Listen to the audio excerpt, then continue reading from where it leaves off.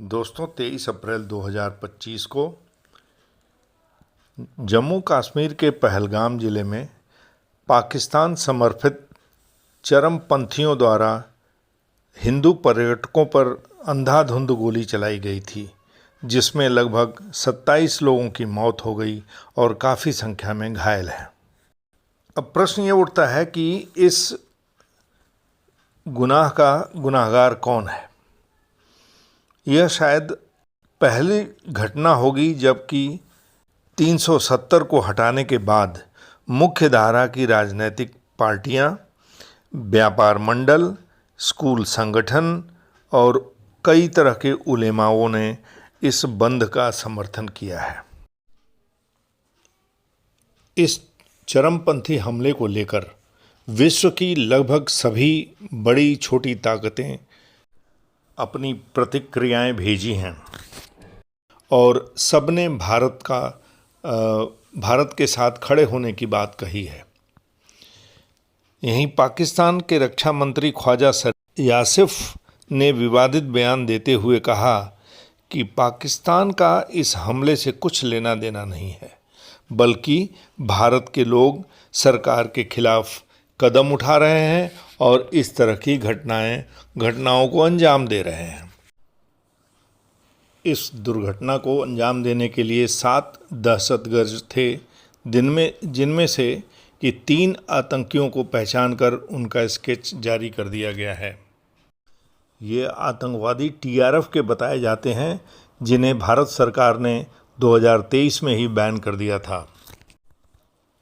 TRF को ISI और जैसे मोहम्मद के साथ मिलके इसको 2019 में रेज किया गया था। लगभग 5 दिन पहले पाकिस्तान के जनरल मुनीर ने एक उन्मादी भाषण दिया था। उन्होंने घोषणा की थी कि पाकिस्तान कश्मीरी भाइयों को भारत के कब्जे के खिलाफ अकेले नहीं हम छोड़ सकते।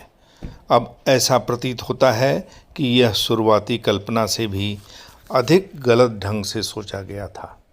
भारत में पाकिस्तान के उच्चायुक्त रहे अब्दुल बासित का एक नोट है, जिसमें उन्होंने कहा है कि मैं इस बात को लेकर आश्वस्त हूँ कि किसी भी तरह के भारतीय दुस्साहस को नाकाम करने के लिए पाकिस्तान हर तरह से तैयार है। मुझे कोई शक नहीं कि इस बार पाकिस्तान का जवाब मुंह तोड़ होगा।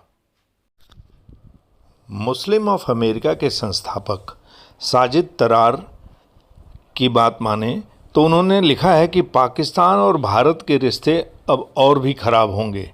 भारत की अंतर्राष्ट्रीय स्तर पर एक पहचान बन गई है, जो कश्मीर के हालात को बेहतर होते हुए देख रहे हैं और बड़ी संख्या में पर्यटक वहां जा रहे थे, लेकिन एक बार फिर से इसे पटरी से उतारने की कोशिश की गई है। भारत के अंग्रेजी अखबार द हिंदू की diplomatic affair editor Suhasini Haidar ने जनरल मुनीर के भाषण को लेकर लिखा है कि पाकिस्तान के आर्मी चीफ का पिछले हफ्ते का भाषण अब ज़्यादा सुर्खियों में है। ऐसा केवल इसलिए नहीं कि उन्होंने कश्मीर में हिंसा की धमकी दी थी, बल्कि उनकी भाषा सांप्रदायिक व विभाजनकारी थी। दोनों ही बातें आज के आतंकवादी हमले के लक्ष्य और क्रूरता से जुड़ी हुई प्रतीत होती हैं। आइए अब समझते हैं कि इस आतंकी षड्यंत्र के 5 बड़े कारण क्या थे। पहला, पर्यटकों पर हमला मोदी सरकार की कश्मीर नीति को विफल साबित करने के लिए काफ़ी है। देश में सांप्रदायिक तनाव को बढ़ाना। दूसरा, अमेरिकी उपराष्ट्रपति जेडी वेंस के भारत के दौरे पे अंतर्राष्ट्रीय समुदाय का ध्यान जम्मू कश्मीर की तरफ दिलाना।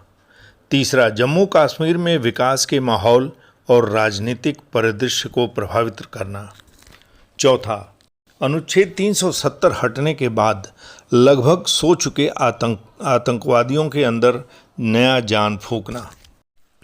पहलगाम का वैसरन इलाका जहां हमला हुआ था वह पूरा घास का मैदान है और यह क्षेत्र 1980 के आसपास से फिल्म निर्माताओं के बीच काफ़ी पॉपुलर होता जा रहा था। इस प्रवृत्ति को रोकना जरूरी था।